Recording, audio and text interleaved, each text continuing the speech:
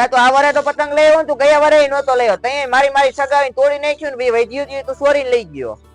ઓય આમ જો આ પાકેલો પાયેલો દોરો હે, પાકેલો પાયેલો આ કોઈને ને મળે ઈ ને. આમ તારા આમ આંગળી આમ ન થાય ને, આંગળીમાં આવે ને તો આંગળી અઠોડી ચીરી નાખે. અને આમ જો પતંગો મારી ફૂઈ લઈ આવ્યા, સુરત થી લઈ આવ્યા, સુરત થી. હવે તમે કોઈ દી હે ને જોયું ન હોય. 1000 આમ કરો ને તાતામ આસમાન કાપતી જાય.